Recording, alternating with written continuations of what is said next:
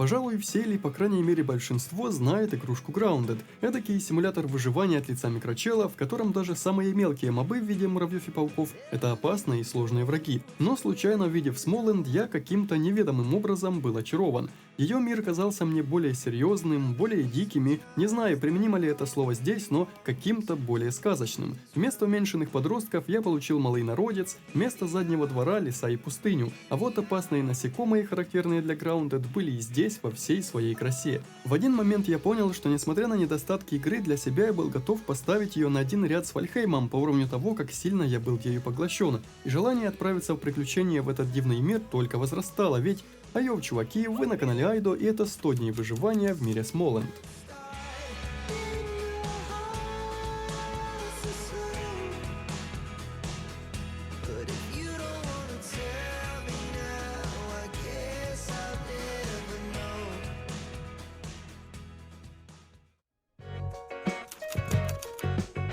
После не особо вариативной настройки персонажа, чье лицо, скорее всего, мы больше никогда не увидим из-за надетой брони, я создал мир, не трогая настройки, и полетел приключаться. Прошли годы с тех пор, как малый народец спрятался в норах от угроз большого мира, но теперь они вышли наверх и хотят вернуть себе наземье. Но я ведь еще не прочитал, ну окей. Начало было очень странным, будто я умер до старта игры и возродился в единственном доступном месте. Что сильно порадовало, вокруг было очень красиво. В паре метров от меня лежал раненый напарник Хилдред, оказалось, что мы пережили нападение шершня. Вместо того, чтобы принять мою помощь и подлечиться, напарник длинными речами ввел меня в нюансы выживания в этих местах. Рассказал, где добывается еда, как восстанавливать здоровье и построить свой первый лагерь. Он вроде бы все толково рассказал, но будучи в этом мире впервые, я совершенно не знал, за что хвататься и с чего начать. А шершень, что на нас напал, был невероятно больших размеров. Странно даже, как мы с ним справились, учитывая, что, судя по всему, у нас с собой ни оружия нормального нет, ни доспехов. Мы были солдатами малого народца, и моей единственной целью, помимо само собой выживания, было донести капитану о том, что с нами случилось. Я осмотрелся и начал собирать первые ресурсы. Антенки на голове позволяли включать особое чутье и подсвечивать ценные материалы и живность, обитающую в округе. Первыми я увидел божьих коровок. Хорошо, что они дружелюбные, это, пожалуй, единственный вид жуков, которые не вызывают у меня отвращения. Ассортимент собираемых ресурсов был не особо большим. Из маленьких побегов растений я мог собирать волокно, поднимать капельки смолы на корнях дерева и собирать ветки из таких вот сорняков. Ветками это, конечно, было трудно назвать, но вы поняли почему. Из базовых ресурсов я мог сделать самые простые вещи, вроде молотка, дубины или простенького топора. С него-то я и начал, ведь ресурсов было немного, а топором, наверное, можно будет и драться, и рубить древесину. Начиная с этого момента я собирал каждый вид ресурса, как только его видел. Кажется, персонаж не мог получить перевес, и единственное ограничение – это количество ячеек инвентаря. Не прошло и минуты, как на меня напал первый противник – воин муравьев-плотников. Будучи не самых больших размеров, он неплохо так мне нападал. Замах у топора был довольно медленный, а блок с кувырком я хоть и нашел, но пока еще не научился ими нормально пользоваться. И только после этого стало понятно по-настоящему, насколько мал я и насколько огромен остальной мир. Две условно маленькие ежевичные ягодки стали моим обедом. Казалось бы, их мне дня на 2 хватит, учитывая размер, но сытости это особо не прибавило. С молотком в руках я мог строить и, долго не думая, возвел верстак. Начал делать деревянный меч и снова был прерван еще одним муравьем.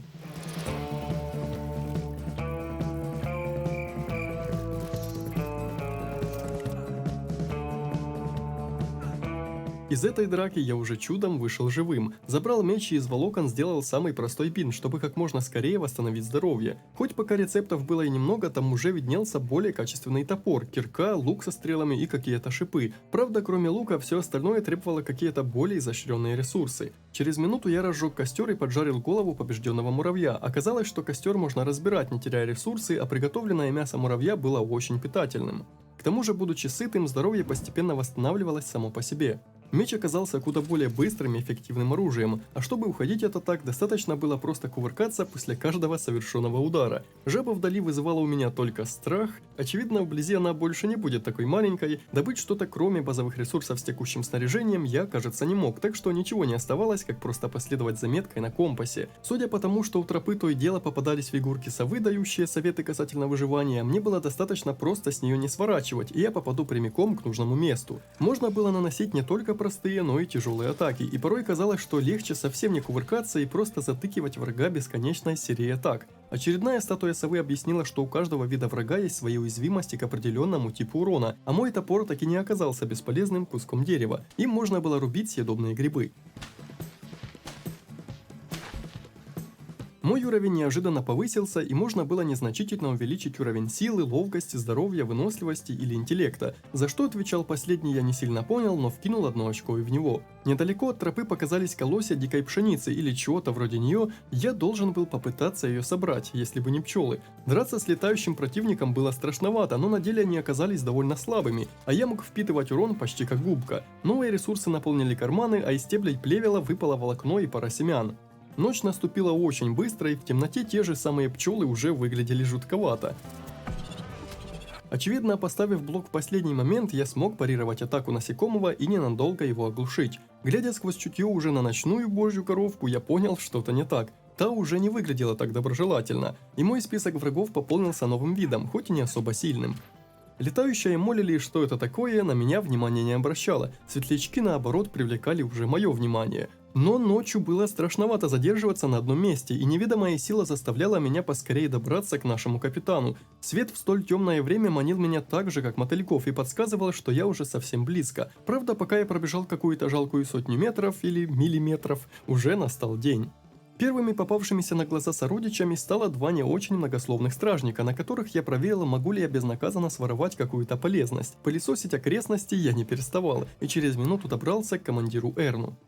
Тот сказал, что нападение шершня не первое подобное событие за последние дни, и что верхушки деревьев являются самыми безопасными местами для лагеря, и вроде как свои постройки оттуда можно как-то перемещать на другие деревья. Я пока не представлял, как это будет работать, но звучало все очень интересно. Кроме того, Эрн мог сделать мне новые доспехи, их легкую или более тяжелую версию, и хоть по уровню защиты все они были одинаковые, даже те, в которых я уже был, но этот доспех повышал защиту от холода, и я решил выбрать его. Надо было искать старосту в какой-то пещере на склоне холма. Первая оказалась совершенно пустой и бессмысленной, а вот во второй обитал седой и довольно забавный старейшина, чем-то напоминающий мне Вия.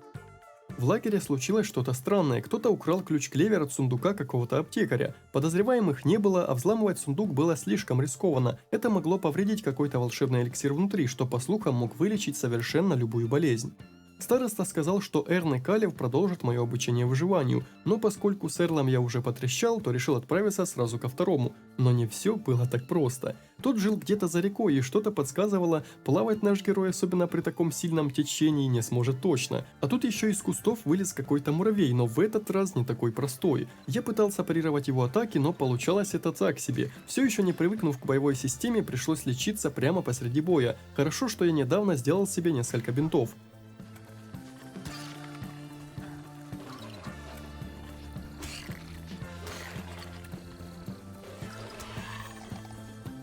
После насекомого остались его челюсти, голова и какая-то лимфа. Следующего такого же братюню я решил пока не агрить. Как-то слишком неуверенно я пока сражался. Создав верстак, смог починиться, добавить пару бинтов и даже создать кирку из челюсти муравья. Делалось это довольно долго, и я не совсем понимаю, зачем надо заставлять нас ждать крафт. Но в это время можно было отходить от верстака, а процесс создания продолжился сам по себе.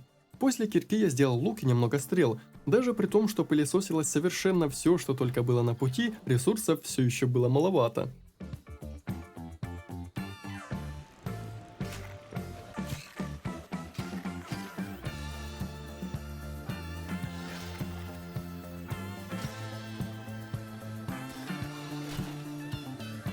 Вдали я увидел какой-то очень многообещающий вид, но после нападения этого большого жука, плюс буря, постепенно убивающая меня холодом, я быстро убежал. Создал костер, в спешке едва догадался, как его просто разжечь, без приготовления пищи. И когда тот все еще меня не спас, я рванул к лагерю жителей, чтобы укрыться в какой-то из их пещер, ну или хотя бы умереть недалеко от лагеря, в надежде, что возражусь я именно там. Господи боже, позволь мне жить! Но буря закончилась так же внезапно, как и началась. Да, получилось! Бога нет! Выкуси!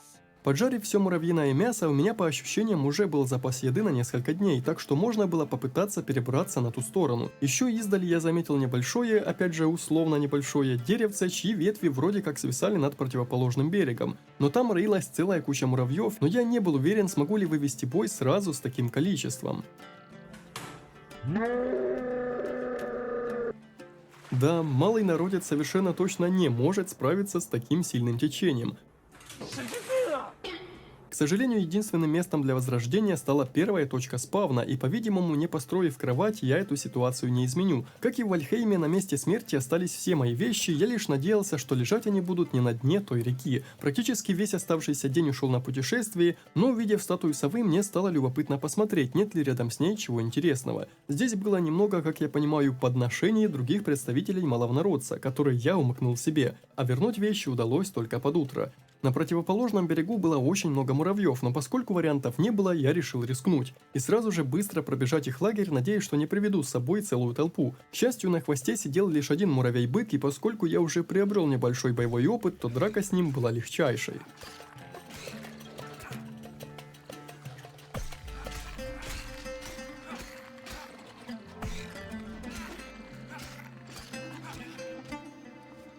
Капрал Калев, находящийся здесь, отвечал за сопровождение и защиту шахтеров, но поскольку рядом не было ни одного живого шахтера, вы понимаете, насколько хорошо он выполняет свою работу. Спросив за шмот, я узнал, что этот парнишка может сделать мне новые каменные доспехи, и тут же принялся добывать камни у заваленной шахты. Нужно было целых 4 десятка, и я надеялся, что залежей мне хватит, ибо из одного месторождения добывалось только 2 единицы камня.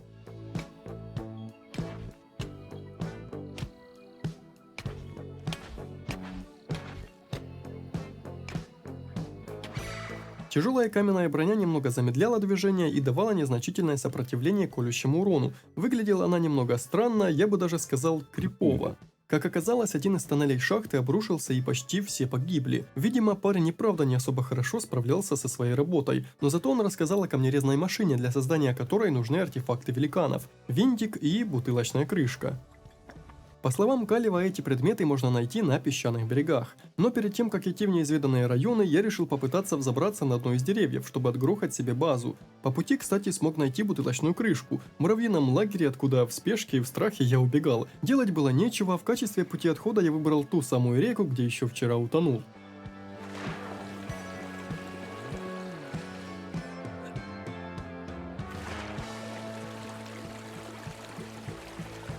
А перед попыткой покорить огромное дерево построил себе домик 2 на 2 метра и установил кровать как новую точку спавна. Мой путь наверх быстро начался и также быстро закончился. Между платформами были огромные расстояния, и мне кажется, что без какой-нибудь способности летать забраться туда попросту нереально, так что надо идти к новым жителям Наземья. Перед этим я пожарил себе грибочков и немного расширил дом. Пытался поставить инкубатор, ведь видел в карманах муравьиные яйца, но эту штуку можно было построить только на верхушке дерева, а значит, мой выбор невелик. Или идти к своим собратьям на еще неизведанной территории, или попытаться найти артефакты великанов. Я отметил 2 зоны с виду похожие на берег и погнал туда, огорчаясь, что в этом большом мире еще столько ресурсов, которые остаются мне недоступными. К большому удивлению, первое же место было очень богато на винты. Я надеялся найти 1-2, а их тут было очень много. Как оказалось, на карте отмечал я даже не это место. После пришлось вернуться домой, чтобы построить новый верстак. Правда, это место я не считал своим домом, ибо, судя по всему, полноценную функциональную базу можно будет построить только на вершине дерева.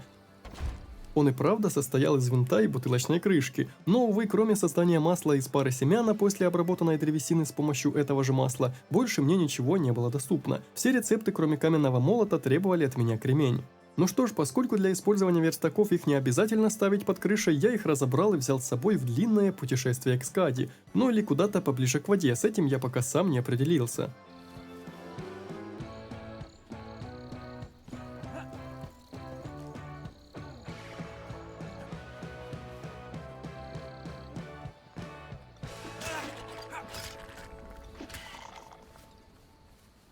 Рядом с маковой лужайкой на меня опять сагрился сосновый усач, и в этот раз я решил бой принять. В целом он не был сложным, но атаку с быстрыми укусами парировать было почти нереально. И все же, пока я был сыт и постепенно регенерировал, особой опасности этот жук мне не доставил. С него упал хитин, и я прям сразу почувствовал, что он мне пригодится. Маковую поляну я тут же отметил на карте, судя по тому, что после добычи ресурсов оставался небольшой корешок, все они со временем появятся на старом месте. На земле неподалеку было немного меда, а новое большое дерево в этот раз захватило все мое внимание. Дело в том, что у него уже явно прослеживался заранее заготовленный путь наверх, и, быть может, в этот раз мне повезет. Фигурка гнома позволяла захватить это дерево, но эта платформа оказалась слишком мелкой для постройки нормальной базы, так что я бежал дальше, секунд 20. Все же легче построиться ближе к земле, чтобы каждый раз не тратить время на бесконечный бег, но все оказалось намного интереснее. Чтобы захватить дерево для преобразования его в свою базу, нужно забраться на самую вершину. Вариантов не было, придется ее покорить. Правда, немного потемнело, но думаю, это не станет проблемой.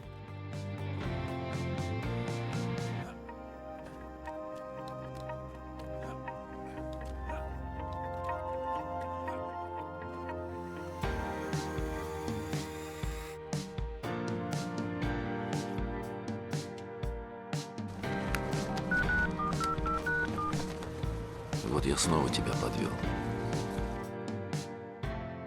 В данном случае этот звук как никогда к месту. Возродиться после столь глупой смерти я мог либо у пруда, либо на месте последней занятой кровати. В обоих случаях бежать было довольно далеко. Я потерял все снаряжение, поскольку после смерти остается только то, что было у тебя в руках. Но тем не менее решил выдвинуться в путь прямо посреди ночи, не создавая никакого оружия. Из того, что я видел за эти несколько игровых дней, наземье было не особо опасным, и от любого врага можно было убежать. Хоть с этим я не прогадал, и благодаря тому, что начал путь ночью, забрал вещи как раз с наступлением утра. В этот раз я был более осторожен и, поговорив с гномом на верхушке дерева, смог сделать это место своим лагерем.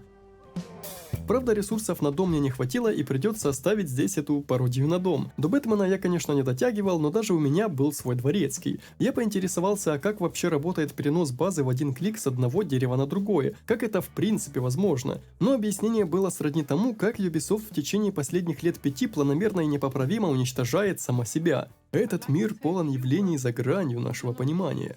А та платформа у основания дерева оказалась не площадкой для базы, а местом для вызова импровизированного лифта. Отсюда к скаде бежать было не так уж и далеко, правда по пути меня немного затормозил очередной жук. Спасибо, что хотя бы кузнечик был нейтральным мобом и мне не пришлось драться сразу с двумя. Скади жила в довольно антуражном месте, и я сразу догадался, что она является охотником или кем-то вроде того. Именно к ней меня и направил старейшина. Она могла создать для меня два типа доспехов, первые первобытные с хорошей защитой от погоды и дробящему оружию, а вторые, сразу же покорившие мое сердце, хитиновые, черные, матовые, выглядящие настолько круто, что просьбу Скади я пока что был вынужден проигнорировать. Ей досаждал жук-носорог, за победу над которым она пообещала научить меня делать ловушки для приручения насекомых. Это звучало не менее круто, но без новых доспехов драться с очевидно боссом или кем-то вроде него я точно не рискну. В придачу ко всему можно было помогать ее лагерю какими-то очками, но про это я ничего не знал. Да хоть бы и знал, все равно сейчас есть дело поважнее. Камон, ребят. Хитин. Если раньше жук-усач был для меня неприятной задержкой, то теперь он превратился в будущую броню, которую я никак не мог игнорировать.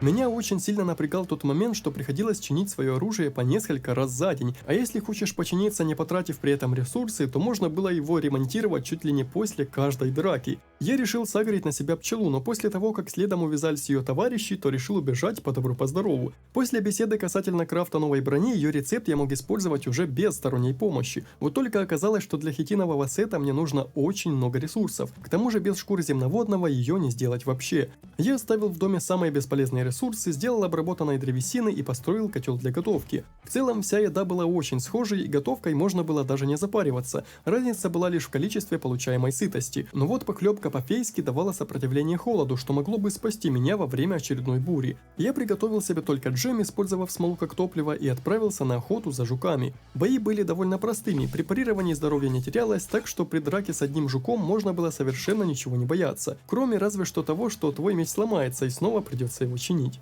Я побежал к какому-то событию, что было отмечено желтым восклицательным знаком на карте, но на этом месте по итогу не происходило абсолютно ничего. Я лишь в очередной раз сагрил на себя пчел, от которых чудом ушел. Сам того не подозревая, я себя подставил. Забыв смолу в лагерном костре, я больше не мог поставить верстак, чтобы починить оружие, а ее поиски длились настолько долго и безуспешно, что я вернулся к старым и хорошо знакомым местам. Только по ту сторону реки смола начала попадаться, и лишь починившись, можно было возвращаться поближе к своему дереву. Перед надвигающейся бурей я построил себе небольшое укрытие и переждал ее внутри. И так уж сложилось, что именно в такое темное и неудобное время мне пришлось драться с очередной группой пчел. И это оказалось намного проще, чем я думал.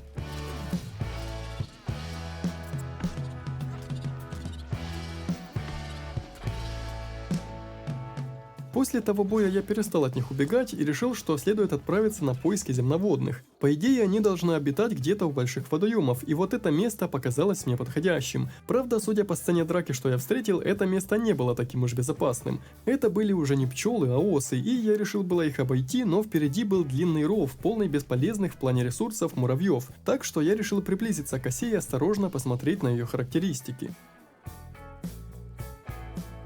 It was at this moment that he knew. He fucked up.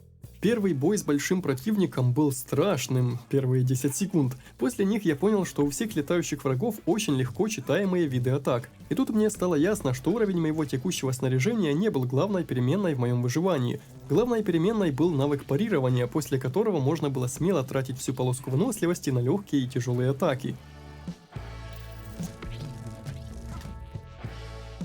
Тем не менее, позволить себе драться с несколькими врагами одновременно я не мог. Без идеального парирования я буду пропускать слишком много ударов, а ведь парировать сразу двух существ будет очень трудно. На пути к воде я начал встречать пауков, довольно грозных на вид. Здесь была какая-то полуразрушенная кладка, но от нее почти ничего не осталось, и тут же оказалось, что я сагрил на себя чертового паука, от которого старался держаться подальше. Как видите, если стабильно проводить парирование атаки, то можно не бояться даже такого грозного противника. Как же хорошо, что у него тоже был лишь один вид атаки, что был также легко читаем. И тем не менее, эта штука была довольно живуча, и пропущенных ударов было достаточно, чтобы их яд меня ослабил. Именно из-за этого я не решился спускаться туда вниз. Да, уже отсюда земноводных было отчетливо слышно. Но туда вниз очень долго падать, да и то обилие паутины как-то меня не привлекает. Вместо этого я решил сбегать на пляж, туда, где обитает жук-носорог. Я не собирался с ним драться, просто хотелось посмотреть на его уязвимые места. Ну и я надеялся, что и там тоже будут находиться лягушки. Мой путь пролегал через зоны обитания муравья и группы пчел. А ступив на песок, мне на хвост сел клоп. Тут моя арахнофобия пробудилась от спячки, и ловя спиной мурашки, я старался парировать его атаки так же, как делал это с остальными противниками. Это было довольно легко. В этот раз я решил просканировать очередного жука на предмет уязвимостей и сделал себе дубину, чтобы наносить ему верный тип урона. Издали я думал, что это тот самый вид жука, что я встречал раньше, но вблизи стало ясно, что эта хрень куда больше.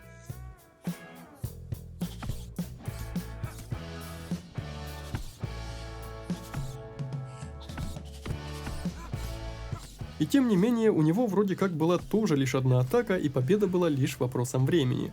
На пляже оказалось много новых видов ресурсов, начиная от какой-то травы с названием лисохвост, щавеля и самого ценного и желанного кремня. Я должен был добыть его столько, сколько смогу, и прочесать весь пляж, если это понадобится. В той стороне, куда меня провела тропа из залежей, обитал геккон, с виду не очень большой, но с очень быстрыми атаками, которым противостоять нужно было еще приловчиться. Благодаря уязвимости к режущим атакам, меч наносил ему чуть больше урона, что маленько помогло ускорить бой. Хоть, как и остальные, эта драка была не из сложных, но стоило немного выбиться из ритма и пропустить пару ударов, как уровень здоровья опускался до весьма тревожных значений.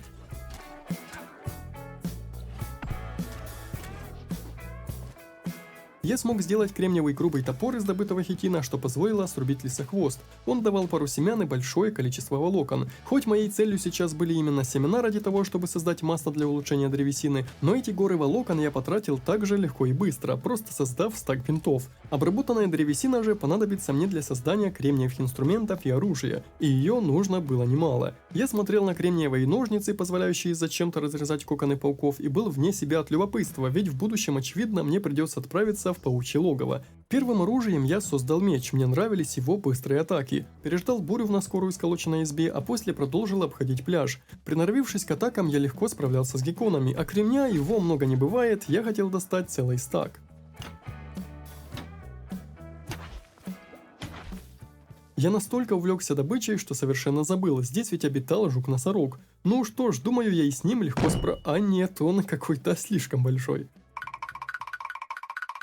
Вечером я обработал еще немного древесины и сделал кожевенный станок. На нем шкуры подготавливались к использованию в рецептах брони, но пока их было слишком мало, 5 вместо 10. А вот хитина для брони нужно было просто неадекватно много, 72 штуки, и это при том, что из жуков он выпадал по 1-3 за раз. Да, они уже не представляли угрозы благодаря кремниевому мечу, но 72 единицы, это ж больше 20 таких жуков. Тут я явно не вложусь в игровой день. К обеду кремня у меня стало настолько много, что я сделал себе и кремниевое копье, и кирку, и даже топор. Было чертовски приятно видеть, как постепенно повышался уровень моего снаряжения. Не прошло и 5 минут, как нашлось, куда его применить. Щавель, без кухонной утвари довольно бесполезной, и кора. Стоило положить ее в карманы, как меня усыпали новыми рецептами. Я и шерстил почти весь местный биом и маленько задушился. Ясно было одно, к боссу я не собираюсь идти без новой брони, потому было решено вернуться домой. Там много жуков, много хитина, да и надо бы складировать все эти ресурсы, что я добыл. С новым мечом я стал настолько опасен, что даже бой с 2 жуками не выглядел чем-то сложным. Дома я оказался только ночью. Закончил строить дом, пока что ограничился минимальной площадью из-за недостатка ресурсов. Поставил сразу 3 сундука, один под еду, а второй под ресурсы. И, о чудо, я вспомнил об инкубаторе. С собой как раз было пару яиц, в том числе яйцо геккона. Если я сейчас выращу ручного геккона, это Целый мир. это будет слишком круто. Вот эта надпись маленько сбила мой пыл, кто-то хочет помешать мне вырастить геккона. Я думал, это какие-то природные враги, что есть у этого вида, но почему-то сюда пригнали его сородичи. 2 напало на меня, что сильно испугало своей неожиданностью, а 3 в это время сломал инкубатор. И после разрушения от построек уже не оставалось ничего. Но я не отчаялся, в закромах были другие яйца, и мне было слишком интересно, что же произойдет, так что бросать эту затею явно не вариант.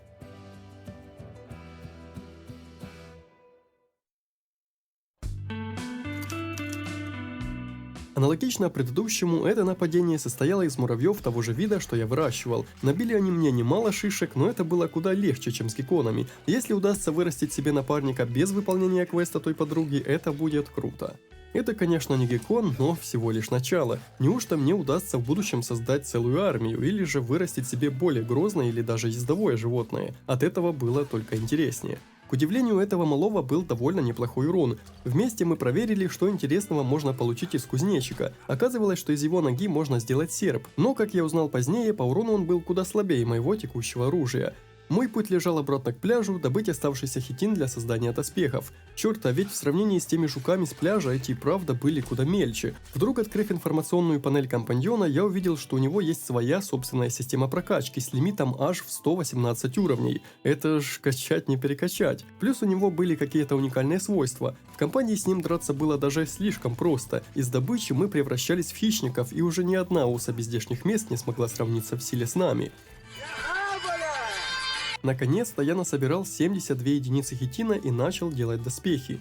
Не для одного, ведь меня это смотрится офигеть как круто. На всякий случай я создал свисток для призыва питомца, нашел укромный уголок, где спрятался... Нет, это был не кузнечик, а хреновина немного больших размеров. Она оказалась саранчой и била довольно сильно, но пока мой напарник, которого я назвал Бобычем, меня прикрывал, я мог спокойно восстанавливать силы.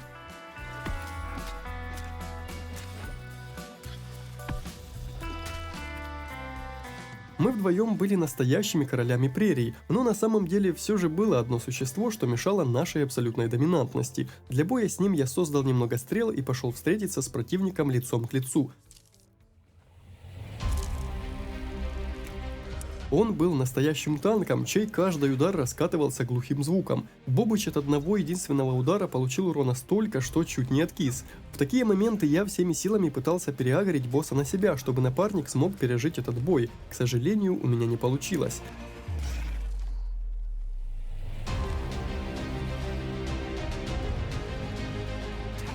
Носовая атака была очень быстрой, слишком быстрой, чтобы успеть к ней привыкнуть, и когда я остался сам, то играть стал куда серьезнее.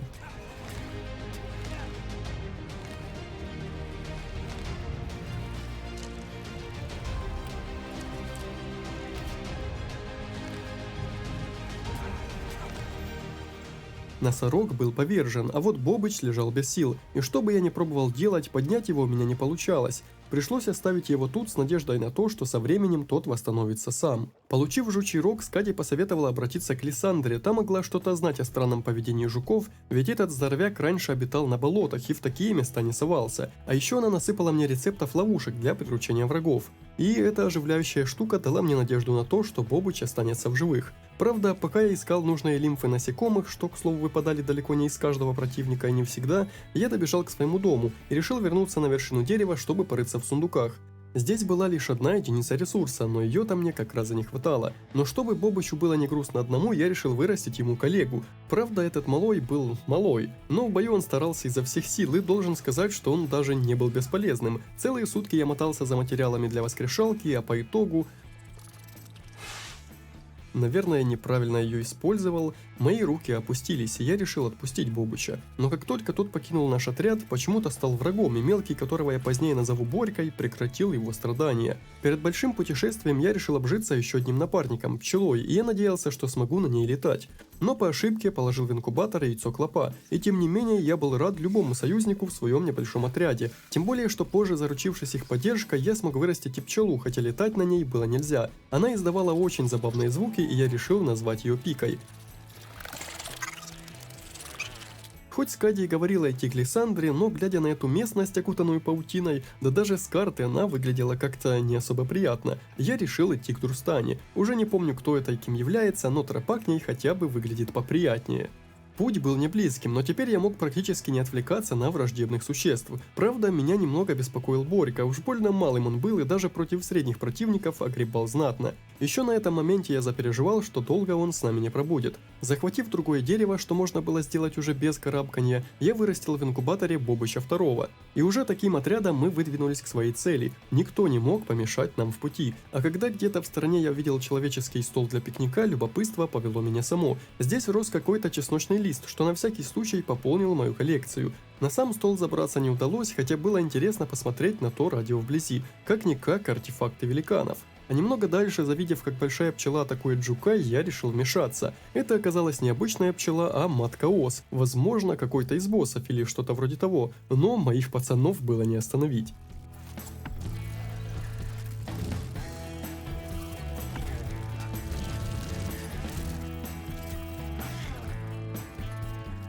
Недалеко отсюда в очень приятном домике жила Друстана. Она занималась изучением летающих существ, работала с пчелами сообща и показала мне рецепт очередных красивейших доспехов в стиле пчелы. Но для этого мне нужны были не только крылья хитин, а и какая-то ткань. Я почуял неладное. Скорее всего, начинать все же стоило с болот, где и можно было создать ткань из паучьего шелка. Во всяком случае, звучало все логично. Тут я решил попросить у нее какие-то припасы и увидел, что с помощью пожертвования очков вклада можно открывать дополнительные ресурсы. Только вот до сих пор было неясно, где эти очки брать, и что за события порой появляются на карте, на месте которых совершенно ничего не происходит. В пылу сражений я не заметил, как Борька потерял сознание. К сожалению, лечить его я уже не собирался. Парень был слишком маленький и слабый для наших приключений, а вот что случилось с Бобычем II, осталось загадкой. Он буквально исчез с радаров, не оставив следа. Но в конечном итоге я все же не зря посетил Друстану. У нее был рецепт крыльев, что можно было нацепить на себя и безопасно парить, спрыгивая с высоких уступов. Захватив очередное дерево из крыльев и хитина, я так и сделал, и мне сильно не терпелось испытать их в деле. Признаться, хоть игра и выглядела довольно просто в своих механиках, в данном случае эта простота почему-то воспринималась мною приятно. Игра не душила повторяемыми штуками, если, конечно, не считать фарм хитина, и воспринималась больше как какое-то приключение, чем как эпичная выживалка.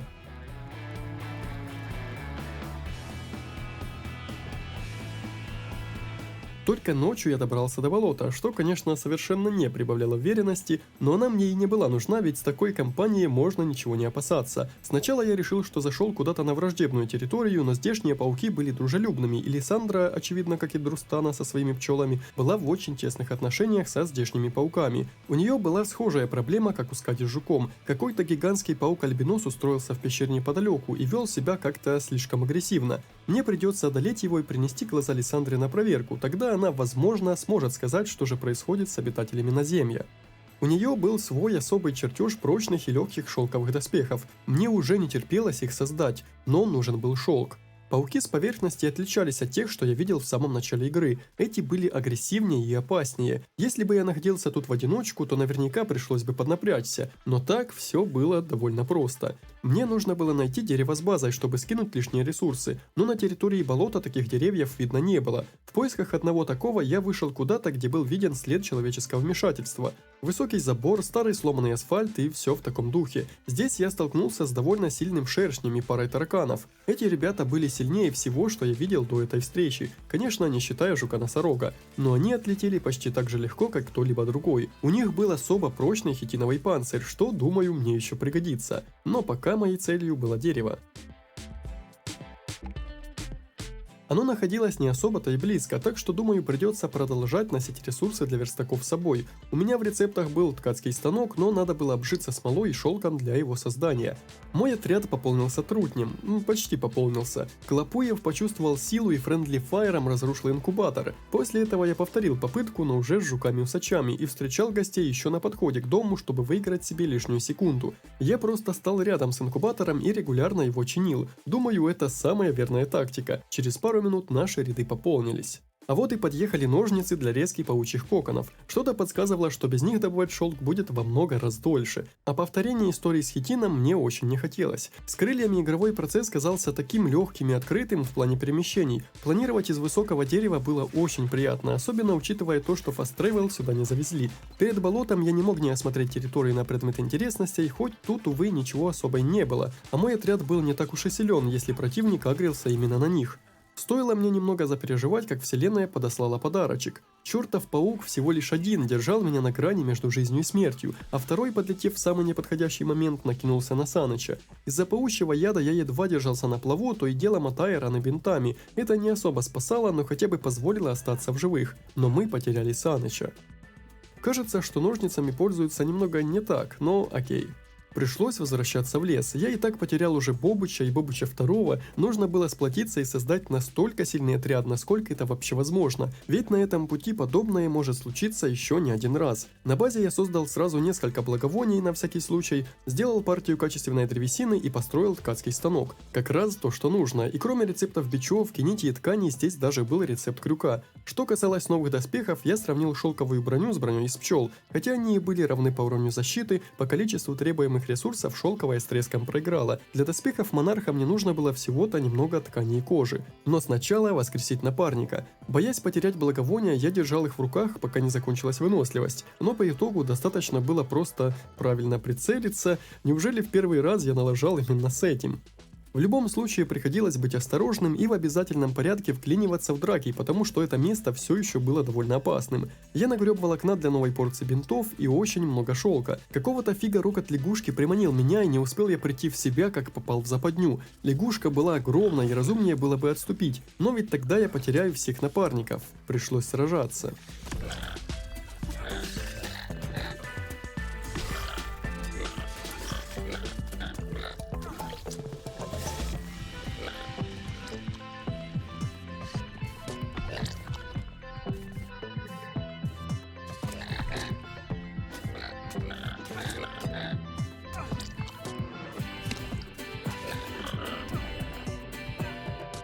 Эта рептилия была более сложной версией Геккона и долбила меня такими же быстрыми атаками. В этот раз Сан Саныч выстоял, а вот двоих других напарников я потерял. Спасибо случайности, что я создал больше благовоний. Нужно было обжиться новыми доспехами и, возможно, оружием, если такое есть. Для брони не хватало немного кожи, мне не помешала бы качественная древесина и несколько пчелиных голов. Первые два можно было найти на берегу, так что я решил сделать небольшой крюк и пройти к своему дереву через него, собирая по пути всякую всячину. Как, например, вот эту игрушку, воспринятую моим героем как зловещий тотем. Ее изучение открыло доступ к постройке таких же блоков. Для каких целей непонятно, но можно будет разобраться с этим в будущем. Ну а пока кожа, качественная древесина и пчелиные головы. Благодаря небольшим запасам чесночного листа я смог сделать более вместительный сундук на будущее. Просто в этот раз я не мог вот так взять и выбросить созданные доспехи, уж больно хорошо они выглядели. Надеюсь, здесь можно будет создать стойку для брони. Но разве это не выглядит круто? Помимо брони я создал себе одно хитиновое оружие, меча в рецептах найти не удалось, так что пришлось остановиться на копье, а оно заметно медленнее. Также, глядя на свой стиль игры, я решил полностью отказаться от лука. Стрелять по противнику из-за спин этих бедных жуков точно не вариант, учитывая их невысокую живучесть. А вот танковать самому — это пожалуйста. Не Смолен, да секира какой-то. Будет забавно, если на парированиях можно будет вывести всю игру. Вырастить в инкубаторе более сильного союзника у меня не получилось. Пчела пика мгновенно отлетела, да я и сам чуть не отдал концы, пришлось убегать и дожидаться, пока инкубатор будет сломан, чтобы жуки начали отступать. Нужно будет попробовать в будущем использовать ловушку и посмотреть, как работает она. Я уж было решил сделать себе крюкомет, позволяющий ускорить перемещение по карте, но когда увидел, что крюки для него служат расходником, который нужно будет пополнять, эту затею сразу же оставил. Время бы идти навещать нового босса, но мне почему-то захотелось поработать строителем. и построить дом, в который можно было поместить хотя бы станки. Оказалось, что игра позволяет не просто ставить элементы, а еще и вращать их вокруг разных осей. Но пока что мне бы хотя бы обычную коробку сделать. Учитывая то, сколько ресурсов сюда уходит, то процесс немного затянется. После строительства мельницы, что было довольно неожиданно, как-то пропустил момент открытия этого чертежа. Я подумал, быть может, зря я все-таки игнорирую готовку в этой игре, и она даст значительное преимущество в бою. Словом, работы предстояло чертовски много, от постройки дома до верстаков, потому что какого-то хрена те, что я строил, через некоторое время просто исчезли. Либо это баг, либо станки все-таки должны находиться под крышей. Ну, скоро мы это и узнаем. Не успел я закончить дом, как во время похода за древесиной сильно похолодало. Ни времени, ни свободных ресурсов у меня не было. Буквально из последних деревяшек я сделал эту недобудку, и ее хватило. Я уже было расслабился, но нет, это не было простое похолодание. На улице шел снег, а земля быстро покрылась инеем. Наступила зима. Говорить, что я не был к такому готов, это не сказать ничего. Я даже не знал, что здесь есть смена сезонов, и вряд ли в скором времени потеплеет. У меня был только один возможный вариант – открыть рецепты крафта и сделать старую и слабую броню, буквально из первых дней выживания. Ее сопротивление холоду было лучше чуть больше, чем в 2 раза. Правда, стоило выйти из-под укрытия, и ничего не произошло. Да, персонажу было маленько некомфортно, я бы даже сказал, что он был близок к грани, но и так сойдет. Я нагреб дерево, чтобы достроить дом, а ближе к вечеру все же похолодало достаточно, чтобы заставить меня сменить одежду. Но спасибо, что это хотя бы сработало, я совершенно не имею понятия, что бы я делал, если бы из-за холода персонаж постоянно терял здоровье. А вот какую обувную коробку я построил. Выглядит ущербно и немного хочется согреться у огня, пока этот дом будет гореть, но в принципе сойдет. Может быть, в будущем я его еще переделаю, но пока главное, чтобы он сохранял верстаки в безопасности.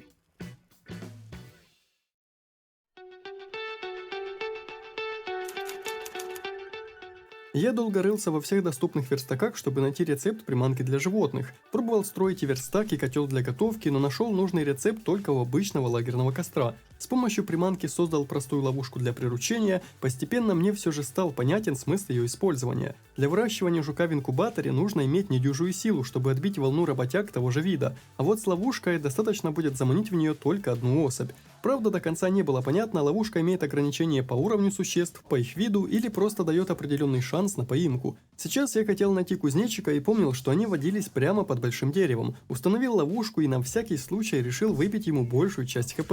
Правда, я перестарался. И в итоге еще практически полдня пробегал, выискивая еще одну особь. На самом деле это было проще, чем я думал, и его можно было использовать в качестве ездового животного. Я попробовал зажать пробел и... Это превзошло все мои ожидания, учитывая, как быстро с его помощью можно было передвигаться по карте. Теперь то, что немного душило меня на протяжении игры, просто исчезло, и я мог кайфовать. Клопа из команды я убрал, потому что в очень большом пати было немного тесновато, ну и решил, что пора отправиться к болотам и хотя бы издали посмотреть на второго босса. Кузнечика назвал Приорыч просто потому, что... И бродил по болотам я аж до самой ночи, наткнулся на шайку комаров и немного подофигел от их настырности. Хоть и были мелкими, но проблем доставляли даже больше, чем пчелы. Лягушка вдали означала лишь одно: туда лучше не идти, если я не хочу потерять отряд. А место, где я должен был сражаться с боссом, было пустым. Ты, по-моему, перепутал. Кроме каких-то банальнейших подсказок в справочнике не было никакой информации, так что я решил оглядеться вокруг. За холмом был небольшой уступ со скамейкой, но здесь бегали лишь дружелюбные соседи-паучки. Я решил, что стоит попробовать зайти к этой скале непосредственно со стороны болот. Может быть, паук живет не на ней, а под ней. Судя по этому тоннелю, так и оказалось. Я оставил свою банду снаружи, чтобы им не досталось, а сам погнал проверять, что же там за огромный паук-альбинос, и поможет ли его победить священная мощь парирований. Честно, я не знаю, как чувствовать тайминги подобных ударов, оставалось только убегать. После попыток адаптироваться под его атаки, я понял, что это не прям так уж сложно, а куда сложнее было просто попасть по пауку в ответ, из-за того, что его удары были куда размашистее, чем мои. Хорошо, что для этих дел у меня было 3 мушкетера – Сан Саныч, Пика и Приорыч. Думаю, если я буду выступать в роли танка и принимать атаки на себя, то наши шансы вполне неплохи.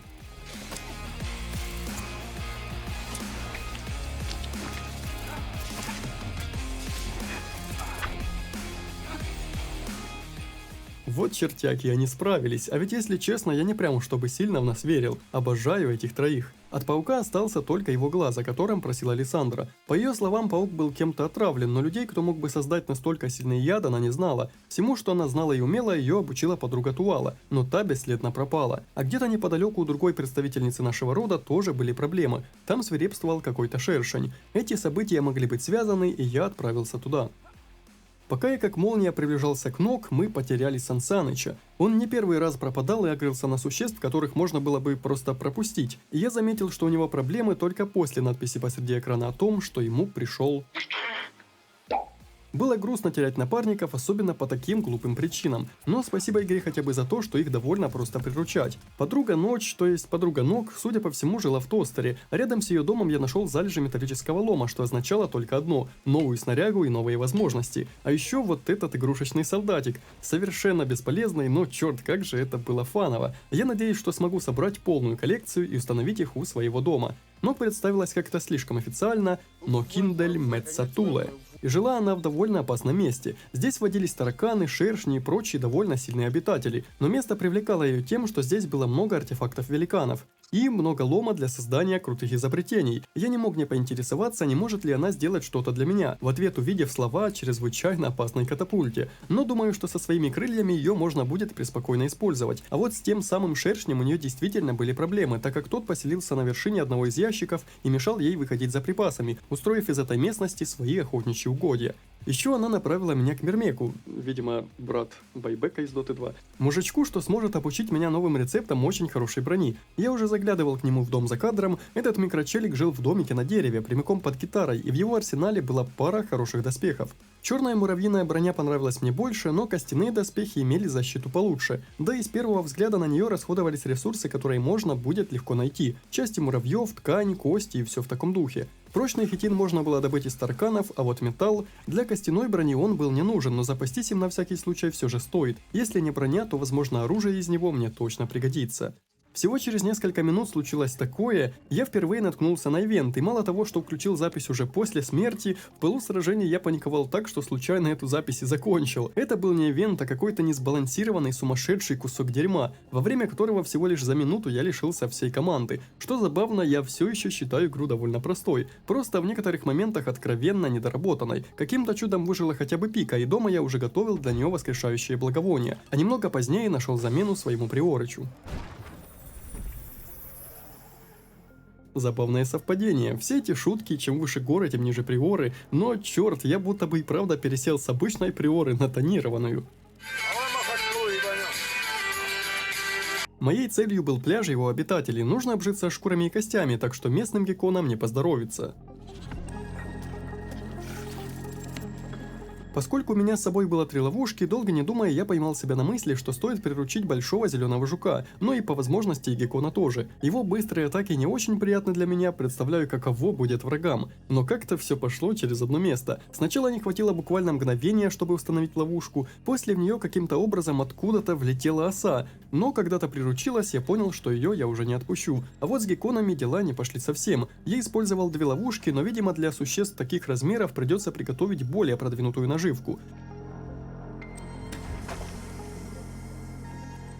Он просто потерял сознание на секунду, но, видимо, его стукнуло не настолько сильно, чтобы тот посчитал нас своими корешами. Дома я занялся инвентаризацией, здесь было столько хлама, что его пора разгрести. Быть может, у меня уже и так есть все ресурсы для новой брони, кто его знает. Звучало как шутка, но на деле все почти так и оказалось. Головы и челюсти муравьев, кости, шелк для ткани и бесчисленное количество волокна для бечевки. У меня было все, кроме прочного хитина, и нужен он был в большом количестве, аж 42 штуки. Малышку Пику я решил оставить дома, уж больно сильно я к ней привык, а терять ее в бою мне не хотелось. То ли дело хищная оса. Долго думал, как ее назвать, имя должно было быть одновременно коротким и характерным, как бы подчеркивая, а что я распинаюсь, я ничего не придумал и назвал ее Черчилль. А когда отправился по ветвям за хитином, встретил нового противника. Этот чертяка хоть и был довольно слабым на вид, но дрался напористо. Парировать его было сложновато, а вот после смерти тот оставил особый вид хитина и кучу крутых рецептов, новые доспехи и даже оружие. В серых землях я дрался с тараканами и шершнями, и больше я не чувствовал себя вершиной этой пищевой цепочки. Стоило столкнуться сразу с двумя противниками, как обычный легкий бой стал куда жестче из-за боязни потерять сопартийцев. Еще здесь обитали мухи, нападающие небольшими группами, и как парировать их я не знал совершенно, ведь те атаковали буквально мгновенно. Вот вам и криптонит для моих парирований. Одновременно с этим выбить из них какой-то полезный ресурс было нельзя, только простые лимфы да желатин. Я повозился в этом биоме целые сутки, после чего вернулся домой. Нужно было дать врагам время на респаун. Да и мысли о новой броне и оружии не хотели меня покидать. Броня оказалась не намного лучше моей, и разумнее будет копить дальше прочный хитин, а вот оружие... Ради зазубренной сабли я отправился исследовать, можно сказать, верхний мир. Признаться, раньше я не думал, что на ветвях тоже будет кто-то жить. Но здесь и муравьи бегали, и было что покушать, да и жили здесь не одни лишь богомолы. Их же в итоге пришлось искать дольше всего. Но оно того стоило. Новая зазубренная сабля имела намного больший урон и прочность, превышающую кремниевое оружие в 6 раз. Да над починкой теперь можно вообще будет не париться. Спустя 2 дня ресурсы были собраны, и для создания новых доспехов все было готово. Слегка сомнительно, но окей. Главное во время битвы не запутаться в этой юбке.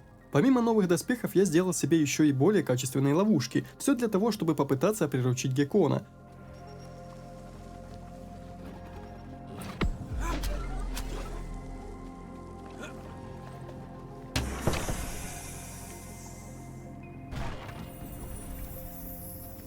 Этот парень был поживучее, и его тоже можно было использовать как ездовое животное. Правда, с Приорычем ничто не могло сравниться. Что ж, думаю, пробил тот час.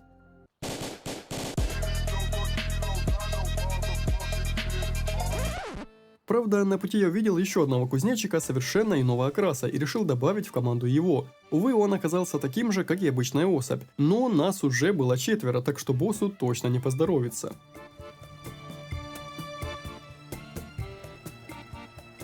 В успешном завершении этого боя я был уверен на все 100%, в отличие от предыдущих 2 боссов. Этот тип выглядел как обычная шершняга, и хоть я не знал, что ему будет чем нас удивить, это ему ни капельки не помогло. Мы будто какие-то гопники пришли, за минуту отмудохали босса толпой. Все было так просто, что я даже не знаю, что сказать по завершению этого боя. В 2 прыжка я добрался к ног и, сдерживая улыбку, называл этот бой трудным. Из крыльев босса она пообещала сделать мне какие-то летные доспехи, ну и, конечно же, подобные проблемы с насекомыми происходили по всему наземью. Многое живность стала вести себя очень агрессивно. Интересно, с чего это вдруг? Разве мы их убиваем и делаем из частей их тел доспехи и оружие или что-то такое? В каких-то руинах обитал радужный жук-рога с драгоценным камнем на груди. Возможно, это был тот самый ключ-клевер от сундука в деревне Старейшины. Я проигнорировал тот факт, что 4-й босс, видимо, будет копиркой 1-го, только более современной. Если верить описанию, то новые сапфировые крылья по части полезности будут такими же, как и мои текущие, а в описании железнокрылых доспехов не было ни слова о том, что это части летной брони, а ведь я уж было подумал, что смогу летать. Оба рецепта требовали для создания уголь железные слитки, хотя плавильню сделать я пока и не мог. Нужных рецептов в этих кругах попросту не было, так что не остается ничего, кроме как отправляться в новый регион прямо сейчас.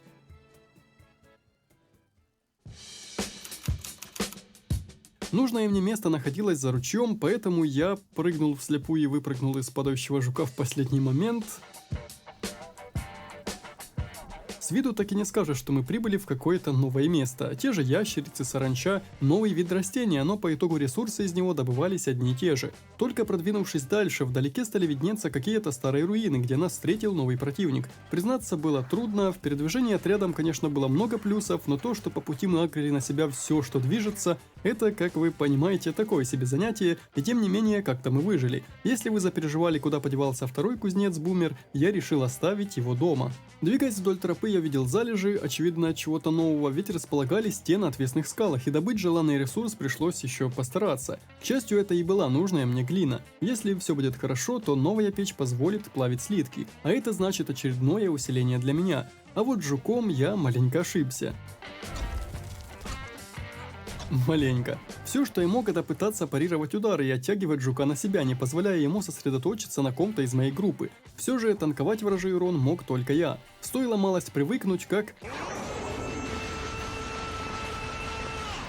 Черт, а ведь мы справились с новым боссом буквально за день. Да еще и на его шее был медальон как раз таки в виде клевера. Возможно, стоило бы вернуться домой, но какого-то черта я продолжил исследование. Нужно было добыть побольше глины, да и посмотреть, что же находится дальше. Это место не было отмечено на карте никакими знаками, и, быть может, там спрятаны какие-то полезности или новый вид ресурсов. Буквально у шага от этого места нас встретила ящерица. С виду не очень большая, признаться, и в бою она тоже была не особо сильна. Буквально немного усиленная копия Геккона. А уже непосредственно в самих руинах роились мухи и шершни в очень больших количествах. Но что шершни для такой большой группы, как наша? Ведь так? На самом деле случилось самое страшное, что только могло. Моя группа разбежалась на все 4 стороны, и никого из них не было видно вблизи. На мой зов откликнулся только Приорыч II, Оса погибла первой, видимо, осакрив врага на себя прямо в воздухе. А там уж мы, воины ближнего боя, никак не могли ей помочь. Так и Геккон, которому я недавно дал имя Гешка, напал на кого-то и потом уже напали на него. В страхе потерять последнего напарника я решил поскорее отсюда убраться. Играть в большой группе, конечно, было весело и беззаботно, но тратить время на ее восстановление и сбор уже в какой-то там по счету раз мне не очень хотелось. Пожалуй, просто стоит играть более медленно и осторожно. Довольно быстро мы добрались к стартовому поселению, и старейшина подтвердил, это был ключ от загадочного сундука.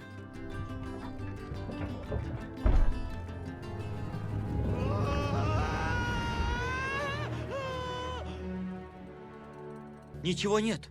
Что? На самом деле от одного только вида этой штуки я понял, что она бесполезна. Очевидно, это только половина свитка, значит за второй мне тоже придется погоняться. Старейшина ожидал, что внутри будет эликсир жизни, да и я тоже так думал, тайно желая использовать его самому, если игра даст такую возможность. Но вместо чудо-зелья мы получили свиток с непонятными символами. Древний язык, расшифровать который, скорее всего, сможет только Теодрик. Видимо, очередной представитель нашего малого народца, живущий где-то за сломанным мостом. Я думал, что настала пора двигаться на север, там, где мне дали чертеж катапульты и где жили великаны, но бедолага сидел как раз в том месте, где полегли мои напарники. Стоит ли говорить, что возвращаться в это богом забытое место мне хотелось не сильно.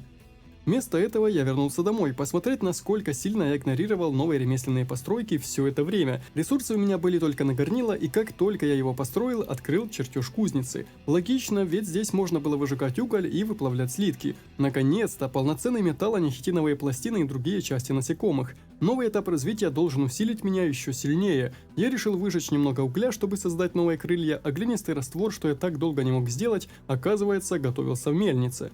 Новые крылья были темного окраса, но почему-то с этой броней они воспринимались как часть какого-то вечернего платья, и тем не менее это самый прочный доспех на данный момент. На шее висело еще 3 возможных станка, но нужно было запастись ресурсами – металлом, камнями и более базовыми вещами вроде дерева и волокон. Кстати, я был вооружен новой киркой. Незначительно, но она все-таки упрощала мне работу. Я пытался приручить саранчу продвинутой ловушкой, но дело не увенчалось успехом.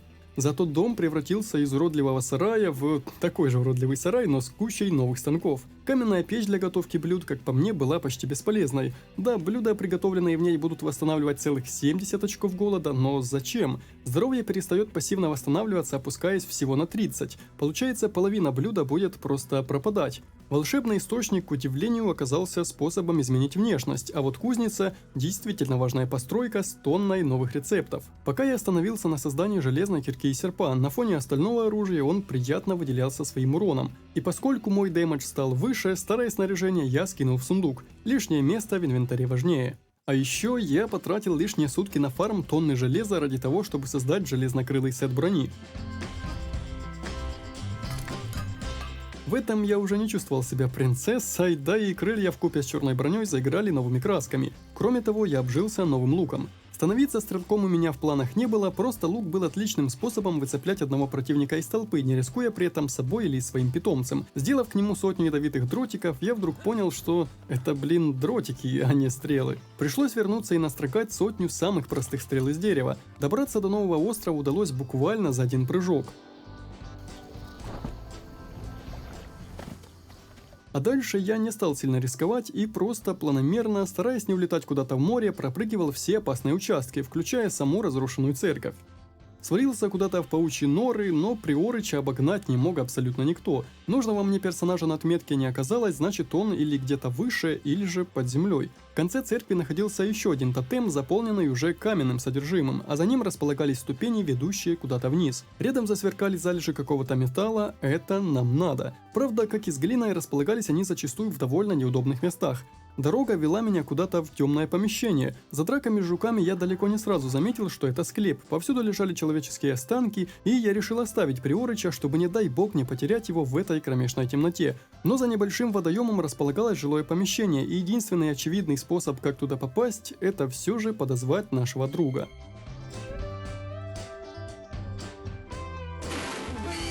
Теодрик был старым товарищем старейшины и, глядя на свиток, сразу видел в нем древний язык, который невозможно перевести без нашей помощи. Книгу, что позволило бы его расшифровать, старина Теодрик подал торговцу, и кто бы знал, что ее придется выкупать. По его словам, торговец часто упоминал блестящие камни, залежи перита. Скорее всего, его нужно будет взять с собой в качестве валюты. Ну и куда же без новых доспехов. Хорошо, что я недавно создал себе черную броню. Перитовый аналог не превосходил ее по качеству, так что я был спокоен. Торговец жил на плавающей барже, что во мраке ночи очень приятно выделялось. От нее будто бы исходило настоящее тепло. За нужный мне том тот попросил 10 кусков перита, что на самом деле было мелочью. Кроме него тут продавал различные схемы, но что это? Торговец выменивал перит на валюту, которой я мог платить только этому же торговцу, и уже ею расплачиваться за рецепты. Я не понял, что это за двойная конвертация, брендированный магазин, где можно оплатить только саушкоинами, и тем не менее, когда я вернулся к Теодрику, узнал о том, что в свитке и правда шла речь о могущественном эликсире, чей ключевой компонент находился в запретных землях, насколько я понял, где-то в землях великанов. И несмотря на любые опасности, мне очень сильно хотелось туда попасть. Кажется, туда даже вел какой-то ход, но он охранялся какими-то огромными крылатыми тварями. После этого я добыл целых 3 стака перита, дрался с микропауками, что, видимо, просто бесконечно спавлись в ущельях, из-за чего я не смог сильно туда углубиться. И вывалив все это добро торговцу, за полученные совушки я купил схему металлических деталей. А поскольку та не пропала из ассортимента, купил ее второй раз, думая, что так открою больше рецептов. Теперь моей целью стал поход в запретные земли. На карте был отмечен секретный проход под мостом, и даже там было видно, что река между этими клочками суши уже куда шире. Но слушайте, я готов поспорить, что прыжка моего Приорыча будет достаточно, чтобы перепрыгнуть аж на ту сторону. К тому же с поиском тоннеля у меня что-то не задалось. Но Приорыч, это было славное приключение с Богом.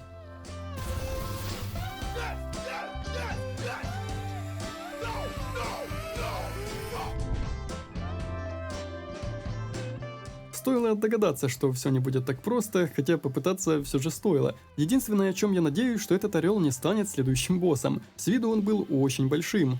Немного покружив у моста, я увидел с одной из его сторон небольшой пляж, а раз там есть место для пробежки, то да, я уже вижу вход прямо отсюда.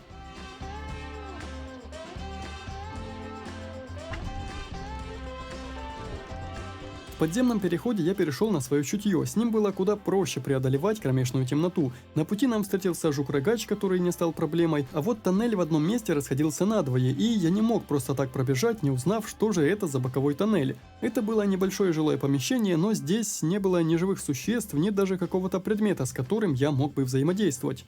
Еще сотня шагов, и я оказался на той стороне. Первым делом поиск места под безопасную базу. Здесь такового, скорее всего, не будет, а вот этим ребятам я еще как удивился. Впервые за всю игру живые люди, кроме меня. Правда, они тут же на меня напали, и атаки этих двоих были очень быстрыми. Использовать парирование, что выручало меня всю игру, становилось все сложнее.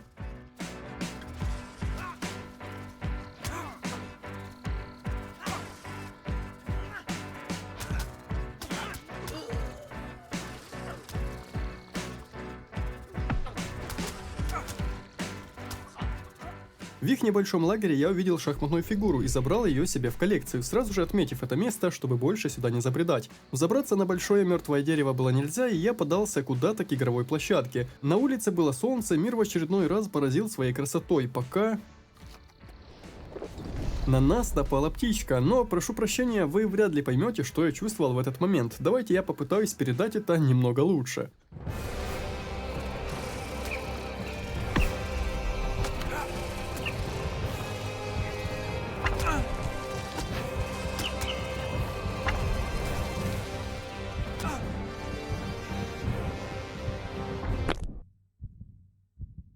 Я не просто потерял все свои вещи, а еще лишился Приорыча. Второго такого, то есть третьего такого напарника мне уже не найти. Хорошо, что дома был бумер, хотя бы дорога за вещами будет не такой длинной. Я приготовил хорошую приманку, сделал продвинутую ловушку в надежде приручить кого-то покрупнее.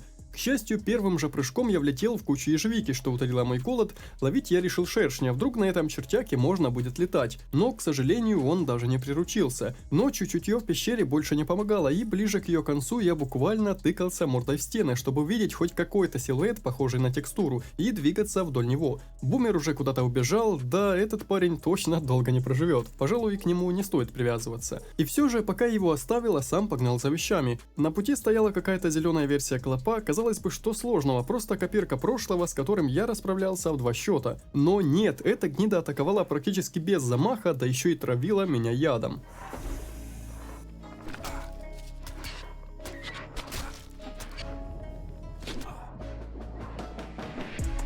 Я не знаю, такое чувство, будто баланс игры ушел куда-то погулять. На протяжении всех приключений было одно единственное чудодейственное средство против любого врага. Они забрали у меня все: вещи, напарника, а теперь еще и парирование. Честно, я не знаю, как буду справляться с врагами в этом биоме. После очередной смерти я сделал себе новый топор, кажется, там были грибы, но добыть их старым не получалось, а еще я приготовил улучшенные бинты и поджарил немного грибов. Как бы я ни пытался пройти мимо, эта хрень все равно сагрилась, но в этот раз я был более аккуратен.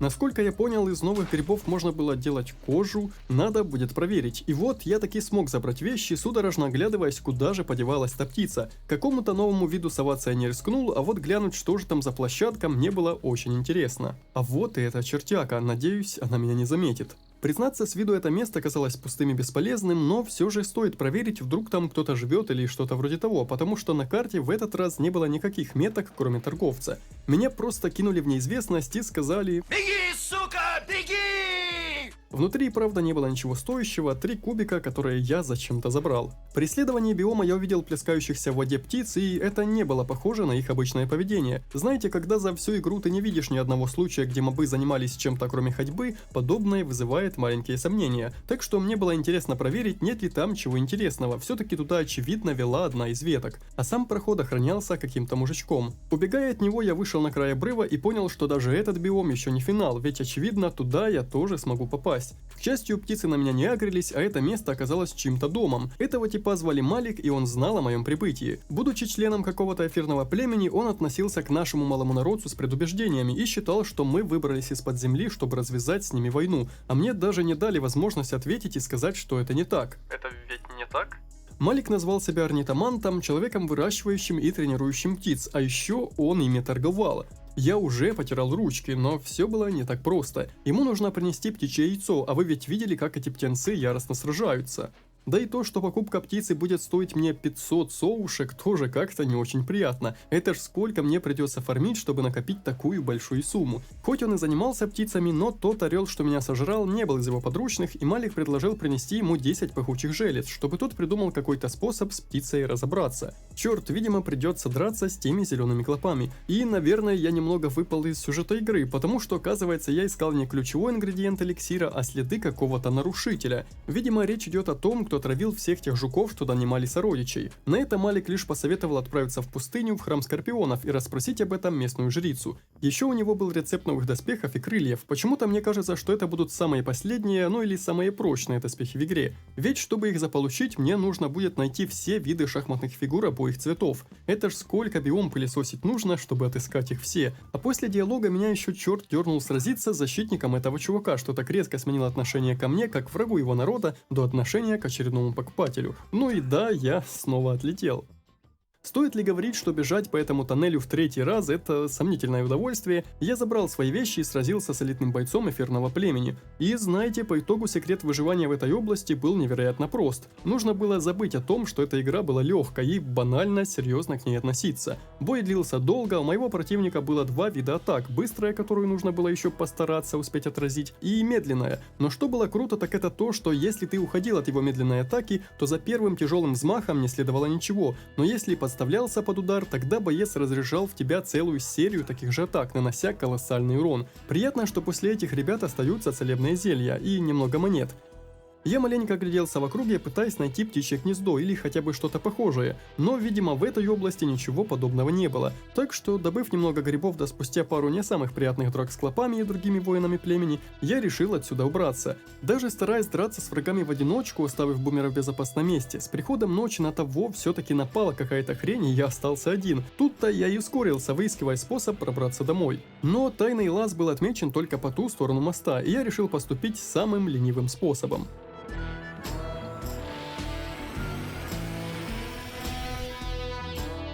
Дома порасставлял добытые безделушки, огорчился тому, что не могу создать оружие из перита, но зато смог улучшить оружие. Из тех грибов и правда можно было сделать кожу, жаль только, что запаса ими я недостаточно и кожи мне хватило лишь на улучшение серпа да сабли. Думаю, что на данном этапе именно на улучшение и нужно сделать упор. Если раньше я справлялся и так, то сейчас... этот биом был слишком недружелюбен. Пришлось немного побегать, чтобы найти кузнечика для приручения. В этот раз я уже не стал его никак называть, этот мир слишком жесток, чтобы к кому-то привязываться. Мне хотелось поскорее заработать нужное количество монет, чтобы купить себе питомца-птицу, вот она уже должна быть невероятно живучим и сильным питомцем. Целые сутки я добывал перит в склепе под разрушенным храмом, и учитывая, что некоторые залежи были забаганными и с них добывалось втрое больше ресурсов, я заработал всего лишь 50 соушек вместо 500 нужных для покупки птицы. Немного перита я все же оставил себе, и что получается, игра предлагает мне фармить руду целых 10 дней? Что за неуважение? Такое может позволить себе только Вальхейм.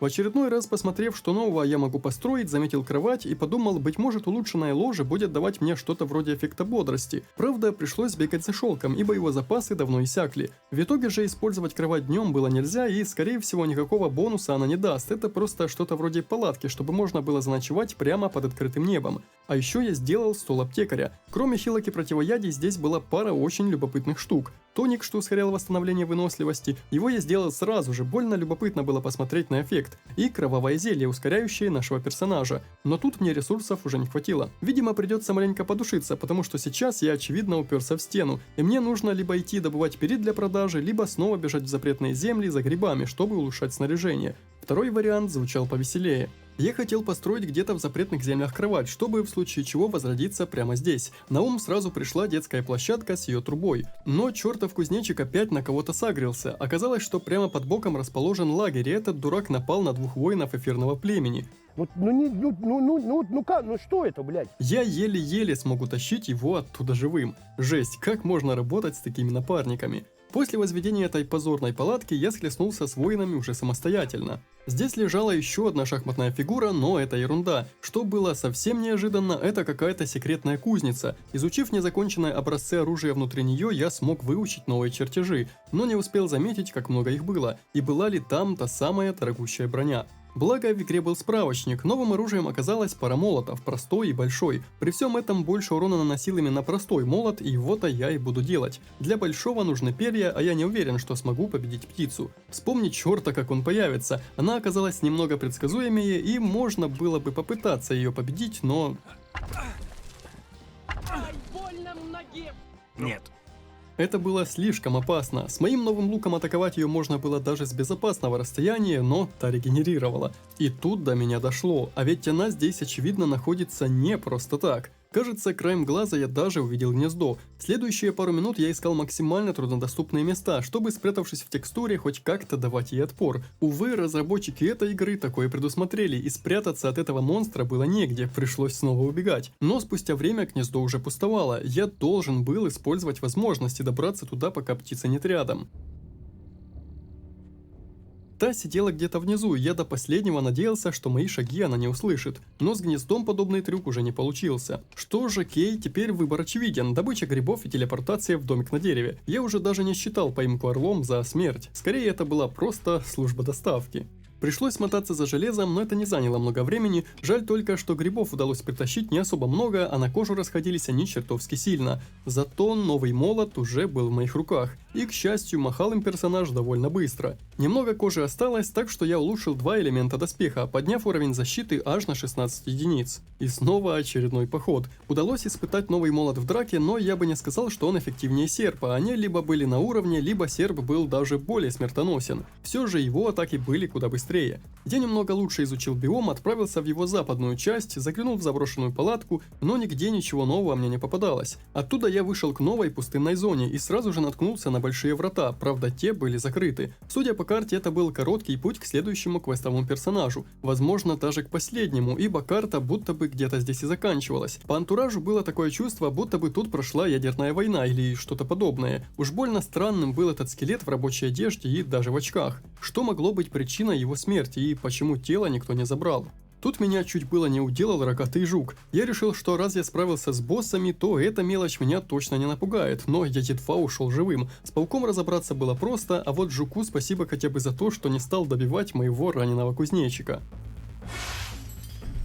Через некоторое время я случайно стал свидетелем очередного случайного события. После прошлого раза эти штуки вызывали небольшое отторжение, но когда я увидел, что противников тут гораздо меньше, да и это всего лишь мухи, то решил с ними разобраться. С помощью лука сначала вытаскивал их по одной, а потом зачистил оставшихся, заработав за доброе дело 6 очков вклада. Ну теперь хотя бы стало понятно, как их добывать. Нужно было что-то делать с птицей. У меня были небольшие шансы на победу, да и тянуть уже было некуда. В этот раз я даже не успел подобраться к гнезду, как она на меня набросилась. Это был сущий яд, ее простые атаки еще как-то можно было парировать, но вот эти удары по площади с огромной силой расходившиеся в стороны, это был кошмар. До тех самых пор, пока она решила залагать.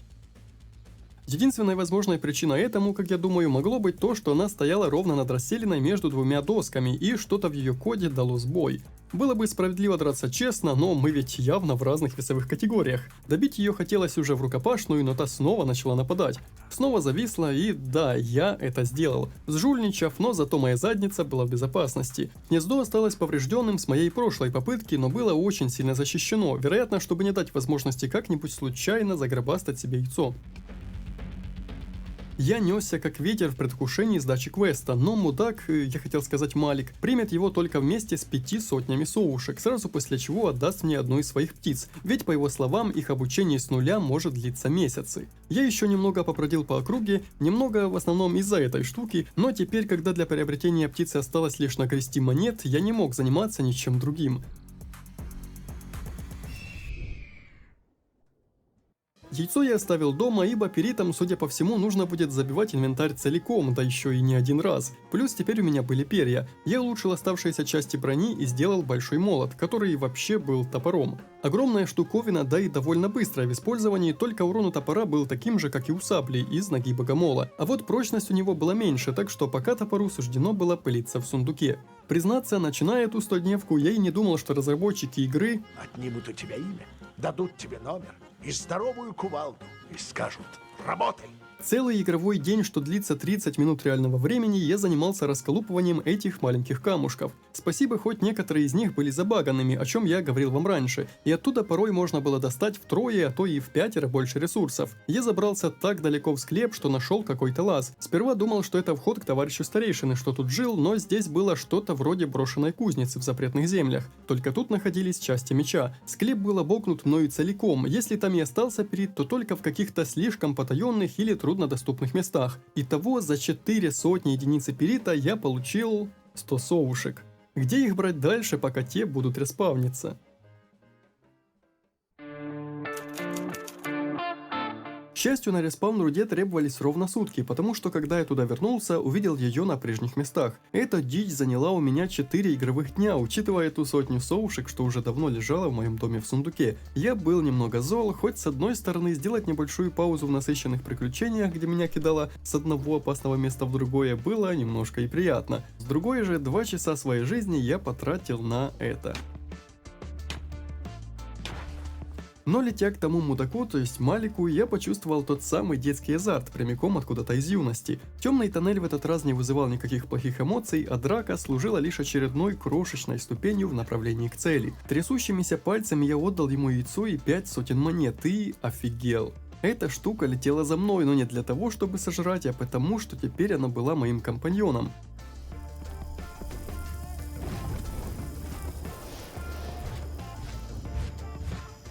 Это чувство полета нельзя было передать ничем, оно реально подарило мне безграничную свободу, особенно на фоне того, что за всю игру мне не удавалось приручить какое-нибудь ездовое летающее насекомое. Не знаю, это будто ты покупаешь себе первую машину не Жигуля, а сразу какой-нибудь Бентли. Нужно было проверить, могу ли я пересекать обвалившийся мост. Было страшновато, что ястреб убьет птицу, но теперь все было в порядке. Ну, в воздухе у меня врагов не было, можно было спокойно полететь в песчаные земли.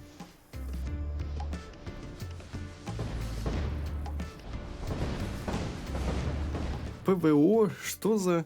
Периодически ускорявшись, я смог пролететь, не получив ни малейшей капли урона, но в один момент решил остановиться и посмотреть, что за зенитки вообще ведут по нам огонь. Оказалось, у эфирного племени были куда более продвинутые технологии, чем у нас. Немного грустно, что в бою против них моя птица была не так эффективна, как раньше против меня самого, но имея на борту 1000 очков здоровья, я уже мог не бояться ее потерять. Правда, 4 дня гринда, чувство, будто этот страх все равно был очень сильным. Уничтожив 3 микрочеликов, зенитка перестала двигаться. Я надеялся лишь на то, что эти штуки не будут респавниться через сутки, хотя верилось в это с трудом. Пролетев немного дальше, я уперся в скалы, к большому сожалению врата были закрыты, а чаша, стоявшая перед ними, просила принести в жертву 9 скорпионих жал. Ну, с такими напарниками я уже не боялся нападать ни на кого. В свете того, что перед лицом мельтешило много существ и их звуки перекрывали друг друга, было очень трудно уловить момент, чтобы парировать скорпионью атаку. Тем не менее, хотя бы сейчас танковать мог кто-то, кроме меня. Не без трудностей, но мы одолели скорпиона. Я назвал птицу Катрин в честь урагана и маленько исследовал эти земли. Через пару минут мы наткнулись на залежи какого-то ресурса, им оказалась селитра, и в любом другом случае я бы продолжил здесь ошиваться, но имея под рукой ручную птицу, мог спокойно прерваться, долететь домой за считанные минуты и убедиться в том, что даже очистив селитру, я не могу с ней ничего сделать.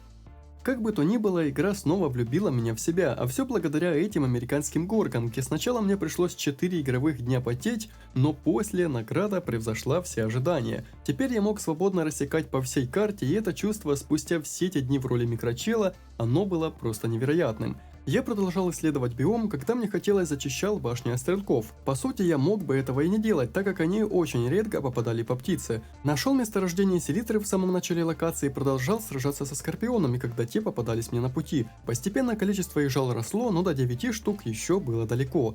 В уламках автомобиля рядом с гнездом паука, казалось бы, нашел новые залежи. Они будто бы были немного желтоваты, но назывались тоже селитрой. Видимо, мне просто показалось. Я уже с восходом солнца заприметил на горизонте какие-то признаки цивилизации. Сперва не было ясно, это дружелюбное место или очередная база эфирных человечков. Но стоило подлететь ближе, и стало ясно, это чье-то ранчо. Тут было всего понемногу: грибы, новый вид божьих коровок и железное дерево. Наконец-то я его нашел, хотя с виду это была обычная акация, чьи цветы я любил кушать в детстве. У здания сидел старый фермер с каким-то опасным ружьем наголо. Я сразу поинтересовался, что это за хреновина. Мужик называл ее Бетси, она плевалась металлическими шариками и заправлялась огненным песком. Старик был не против поделиться рецептом, но просил взамен 2 куска угля, 3 порции очищенной селитры и 1 порцию очищенной серы. Звучало вполне легко, только вот серу я еще не находил. Фермер был одним из банды Эдрика. Как я мог понять, тот тип был предводителем эфирного племени, но старина ушел от него, когда тот стал слишком непредсказуемым. А все эти стреляющие вышки, их изобретателем был этот самый фермерюга. В карманах пока было около 5 скорпионих жал, а вот, встретив желтоватую селитру во второй раз, я все-таки ее добыл. То ли это правда было тоже селитра, то ли просто кривой перевод, но из этой штуки делалась очищенная сера. Долго не думая, я запрыгнул на птицу и мгновение ока оказался дома. Выжег уголь, очистил серу и селитру и отдал старику в обмен на рецепт, хотя, видимо, эти ингредиенты и есть все части рецепта. А вот чертежом пушки старик делиться побоялся. Ему нужно было понять, что я за человек и как буду распоряжаться этой силой. Ну или проще говоря, услуга за услугу. Его раньше донимали скорпионы, а в храме, цитирую скорпиона поклонников, вроде как была какая-то особая приманка, что их усмиряла. Совершенно точно это был тот самый храм, куда я не мог войти без пожертвования. Оставалось добыть еще немного скорпионих жал, правда делал это я не особо спешно. Мне было приятно бегать по этих пустошах, что казались такими огромными, но стоило лишь взлететь вверх на птице, каких размеры меркли, и теперь уже большим казался наш герой. Вот и последний 9-й скорпион. Правда, нужно было их всего лишь 6, что-то я маленько перепутал. Это были роскошнейшие древние залы, похожие на старые пирамиды. Величие этого места прямо-таки сочилось из каждой колонны, и на главном троне сидела Сарнак. Они были знакомы с Маликом, тем торговцем птицами, но Сарнак относилась к нашему малому народцу более приветливо. Она была высшей жрицей Скорпиона, что бы это ни значило. Спросив ее о следах своего соотечественника, мне наконец-то напомнили сюжет этой игры, который я уже начал забывать. Я шел по следу нашего аптекаря, что уже давно умер от старости, но на месте его упокоения могли быть какие-то зацепки касательно того волшебного эликсира. Оно может стать спасением нашей королевы. Либо у меня Альцгеймер, либо мне не рассказывали о том, что у нас есть королева и что снадобье предназначалось именно ей. Почему-то наш герой рассказал все незнакомке о волшебном эликсире, даже не думая о том, что такое ценное снадобье захочет себе каждый, кто о нем услышит. Она порекомендовала поговорить с главой их эфирного племени Эдриком. Правда, тот стал совсем параноиком, и чтобы пробраться к нему, придется лезть сквозь толпы солдат и зенитных орудий. Сарнак упомянула фермера, что должен был мне помочь, но ведь у него я уже был. Сразу же после беседы я оценил ассортимент товаров, продаваемых ею. Вот так поворот, мои доспехи все же были не последними, а еще она продавала схему молота и угощения для жуков. Взял я именно его, ведь обещал фермеру на ранчо средства для успокоения скорпионов. А на броню и молот деньги я всегда успею нафармить, ведь после 500 монет это количество уже казалось мелочью. Немного перита было и здесь в небольшом каньоне, но домой мне хотелось вернуться и самому, чтобы поглядеть, насколько просто теперь будет в склепе, когда мне не придется каждый раз оставлять спутника снаружи. Возился я недолго, меньше чем полдня, создал новую приманку с помощью приготовленного пирога, и старик таки поделился со мной рецептом его убойной винтовки. Ох, знал бы я, насколько она и правда будет убойной. Сарнак продала оставшиеся 2 рецепта, доспехи были довольно затратны, да и требовали доселе непрощупанные мною ресурсы, хотя их не пришлось долго искать. Крапивный волосок, как я и думал, можно было добыть из паука тарантула, а вот змеиная кожа, змей в этих землях я еще не встречал, но зная, что те любят прохладу и тенек, я искал ее где-то под скалой, куда не достают солнечные лучи. Эта штука выглядела гигантской и мало того, что была очень живучей, 3 удара и я откис. Во второй раз я попытался запомнить паттерны ее атак, но те были слишком быстры. Фух, блин, обалдеть. Я переживал за свою птицу, но благо, что она была живучее меня. Во время 3-й схватки я продержался дольше всего, даже немного ее покоцал, но против такой прыти мне не хватало ни реакции, ни запаса здоровья. Без ее шкур доспехи не сделать, но вот оружие... Я погнал за металлоломом, достал еще немного гриба-трутовика для создания кожи и наконец-то сделал себе огнестрельное оружие. Для стрельбы нужны были боеприпасы, для боеприпасов порох, а тот в свою очередь создавался из очищенных серы и селитры. Моих запасов хватило лишь на десяток патронов. Невероятно мало, но в принципе достаточно, чтобы испытать ее в деле. Кстати, урон у этой малышки был в 10 раз больше, чем у простого оружия. Да, и я уже знал, кому пойду его проверять.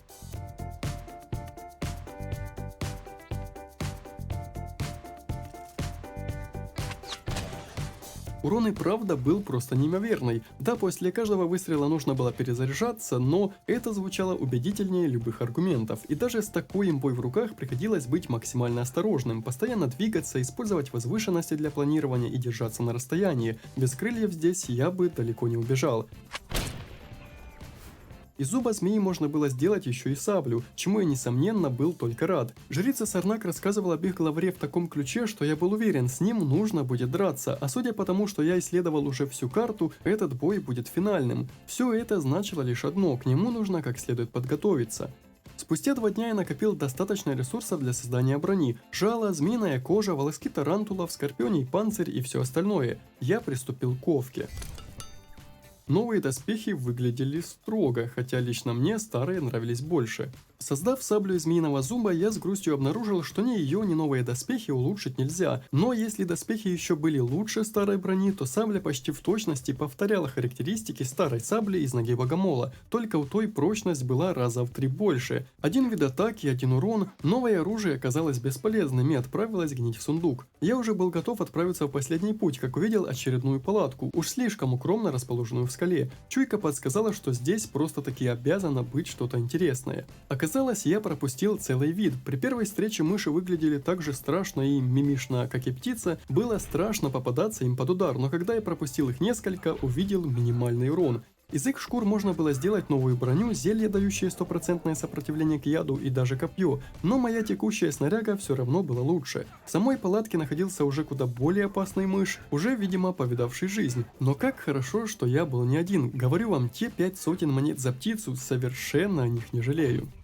Рядом с таким мини-боссом просто обязана была находиться какая-то награда. Поначалу ничего видно не было, но потом я наткнулся на мышиное гнездо. На миг подумал, что это просто какой-то большой источник добычи металлического лома, но быстро понял, что я ошибаюсь. Тут находился только родившийся мышонок, значит, я смогу обжиться еще одним напарником. Конечно, если выдержу волну набега стаи мышей во время инкубации. А в этом я, если честно, сомневался. Пока решил просто отложить его в сундук. Недалеко от мышиного лагеря обнаружил целое поселение эфирного племени. Ничего интересного, увы, здесь не было, но почему-то мне был приятен даже сам факт его существования. Еще одни сутки я потратил на добычу серой селитры, чтобы снарядиться большим количеством патронов. Я почему-то ожидал худшего, и вполне возможно, что эта пушка станет моим единственным спасением. А еще в моем инвентаре откуда-то появился ключ, скорее всего из лагеря мышей. Я быстро понял, какую дверь он отпирает, правда это было не что иное, как просто краткий путь в этот биом. Как вы понимаете, имея в арсенале летающее существо, этот лаз был совершенно бесполезен. Из добытых ресурсов я создал себе партию боеприпасов, догнав их количество до полусотни. Будь это стрелы, количество оказалось бы смехотворным, но в случае со старушкой Бетси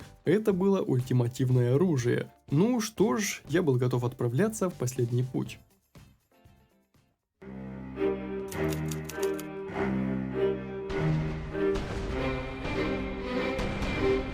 Чтобы не попадать под шквальный огонь пушек эфирного племени, я спешился и готовился принять ближний бой.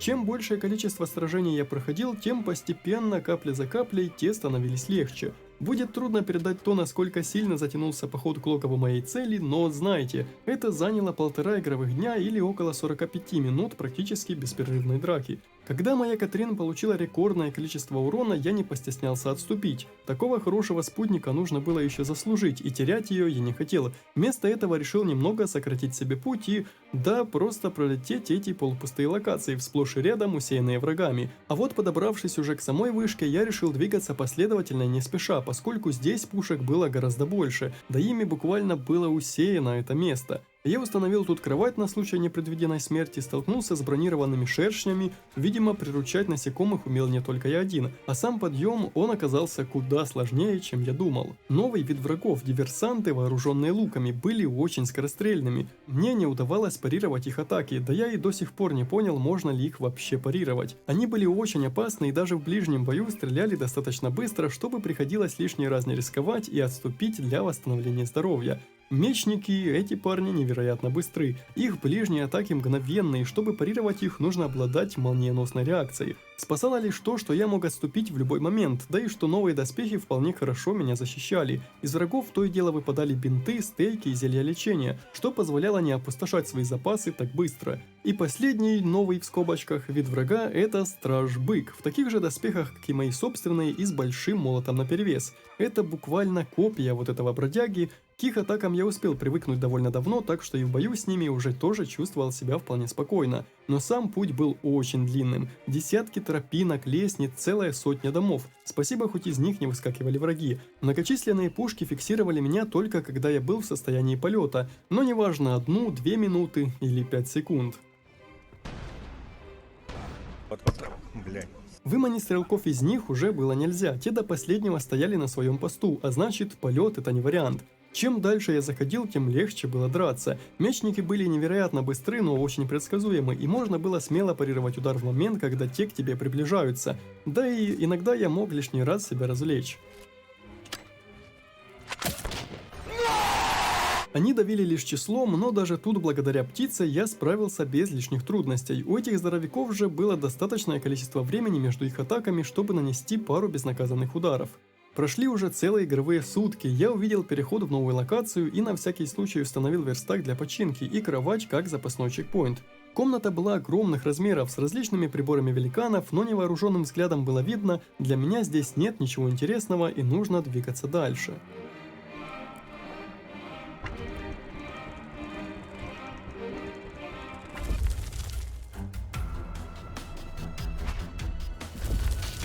Видимо, когда я сомневался, это в игре плохой сюжет или просто я его так внимательно слушал, можно было расслабиться. Скорее всего, в этом не было моей вины. Без каких бы это ни было слов, этот чувак просто-напросто на меня напал. И хоть пару ударов я смог отразить, но бил он очень больно, и я решил отступить. Буквально на несколько секунд, ведь я помнил, что враги быстро регенерируют, если находятся достаточно далеко от игрока. Но там, где мне не помогут кривые руки или плохая реакция, мне поможет Бетси. Не зря ведь я крафтил такое большое количество патронов.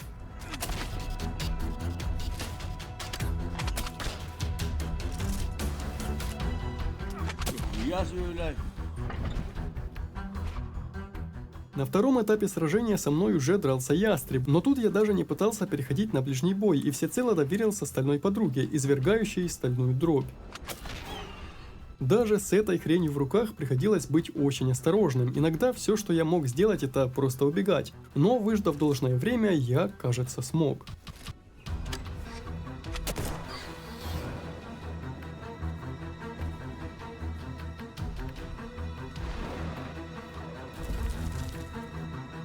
Орел скрылся прочь, а сам противник, кем бы он ни был, испарился. Я уже догадывался, что скорее всего он и был нашим целителем, который просто-напросто украл рецепт эликсира себе. Открыв этот небольшой люк, я смог пробраться в его лабораторию. Из заметок стало понятно, что так все и было. Убежав с рецептом, он начал ставить эксперименты на себе. Хаотично разбросанные заметки на столе содержали в себе записи испытаний Малькара эликсира жизни. Похоже, что эликсир имел способность давать дополнительную жизненную силу и продлевать жизнь, а Малькар, регулярно принимая это снадобье, постепенно становился одержимым, будто этот самый эликсир начал влиять на его разум. На пьедестале лежал сосуд, полный эликсира. Я взял его в руки и попробовал, можно ли его выпить. Увы, не в ту игру я пошел за вариативностью, но буквально в метре от этого места хранились чертежи его доспехов, и я уже понимал, насколько крутая штука ждет меня впереди. Несмотря на то, что сразу после окончания боя я еще пару минут искал лежачего противника с надеждой забрать его снаряжение, ну или хотя бы убедиться в том, что он и правда повержен, я понял, что да, это конец, как бы плохо он не был поставлен. Набрав полные легкие свежего воздуха, я сел на птицу и готовился лететь к старости. Я нашел эликсир.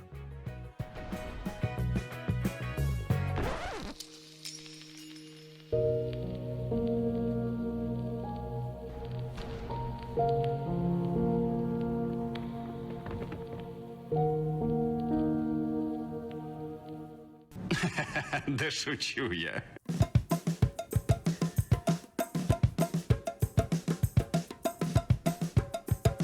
Вручая эликсир старейшине, я на мгновение заволновался, как бы наша королева не начала вдруг сходить с ума, но он пообещал быть осторожным. Я ощущал восторг, радость и грусть одновременно, ведь мой длинный и тернистый путь подошел к концу.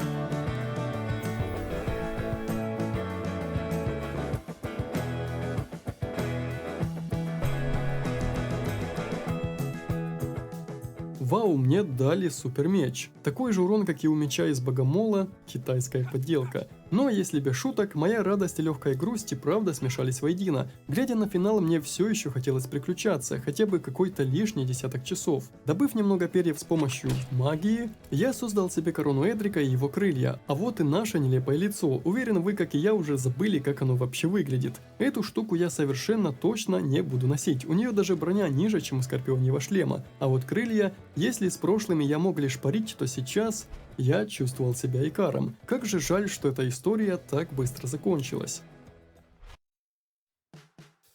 Но не все в этом мире я еще видел. В течение пары игровых суток я рыскал по округе в поисках оставшихся шахматных фигур. Некоторые нашел благодаря подсказкам, но в основе своей они лежали рядом с какими-то небольшими, но выделяющимися объектами. Пришлось подобывать еще ресурсов, чтобы через некоторое время получить доспехи и крылья Икара. А когда в интерфейсе Steam я увидел, что получил еще не все игровые достижения, отправился к квестовому персонажу, которого я пропустил. Где-то недалеко от разрушенного храма в одинокой лачуге жила немного страшненькая, похожая на ведьму, Туала. Она не сильно хотела трепаться со мной, но от помощи не отказалась. Нужно было принести клыки паука-матриарха, что получилось сделать без малейшей доли напряжения. Благодарность за помощь Туала обучила меня созданию большого целебного зелья и специальных доспехов, которые, если верить описанию, позволяли пассивно восстанавливать здоровье. Конечно, с моей текущей броней уже ничто не сравнится, но было жутко любопытно поглядеть на них, да и оценить, насколько быстро или медленной будет скорость регенерации. Для этого мне потребовался целый перечень ингредиентов. Это казалось мега затратным, но главное двигаться не спеша. Так или иначе, эту местность я знал почти как свои 5 пальцев. Куча коры лежала на пляже, тут же я обжился и волокном для создания бечевки. Заглянув на болото перед полетом домой, я набрал немного шелка, чтобы уже дома ни в чем не нуждаться. Из волокна создал бечевку, из шелка ткань. Масла для обработки у меня было в достатке, так что уже через миг я обжился и обработанной древесиной. За мешочками с кровью я вернулся на болото и, очень странно, но я не нашел здесь комаров. Но был и запасной вариант – логово мышей. Правда, здесь ресурсов я добыл недостаточно, но пока я находился в поисках кожи лягушек, что требовались уже для создания зелий, то попутно нашел и нужных мне комаров, просто те водились на болоте только ночью. А с лягушками на самом деле была небольшая проблема, их было не так уж и много. С трудом я отыскал 3 плюс 4 в том месте, где мы появляемся в самом начале игры. Придется, видимо, все же маленько запариться. Более того, нашел домик геолога, где эта милашка занималась какими-то исследованиями. А еще здесь была, надеюсь, не просто декоративная стойка для доспехов, а ее я хотел бы заполучить уже очень давно. Чтобы поговорить с геологом, пришлось угостить ее десертом. Та занималась исследованием этого странного камня и рассказала, что где-то тут под землей есть большая и сложная сеть тоннелей, где можно раздобыть много полезных штук. Правда, последний раз, когда она была там, вход завалила, а другого она все еще не нашла.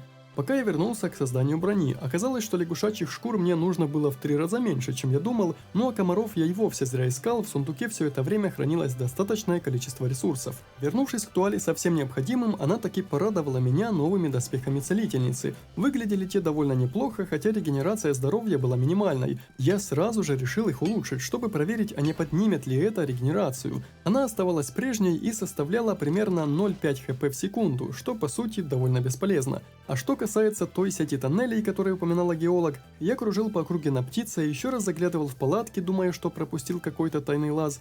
Но в итоге единственным местом, что хотя бы отдаленно могло бы напоминать сеть пещер, был этот запертый проход в скале. Я подолбился в стены и здесь, но так ничего и не нашел. Так и закончились мои 100 дней выживания в мире Смолленд, хотя, если честно, немного меньше. Весь игровой контент я успел освоить за 70. Если кому-то из вас удалось отыскать эту сеть тоннелей, то смело пишите об этом в комментариях. Пока что кажется, будто новый NPC просто бесполезен. Благодарю, что вы прожили это приключение вместе со мной. Отдельное огромное спасибо ребятам, которые поддержали канал платной подпиской или донатом. Я подумываю попробовать выкатить на канал прохождение актуалочки в виде ремейка 2-го Silent Hill'а. Буду безмерно благодарен, если на выходе вы поддержите видос и поактивничаете в комментариях. Тогда можно будет подумать над расширением канала в жанровой тематике, да и просто попробовать что-то новое. Что ж, до встречи в новых видео.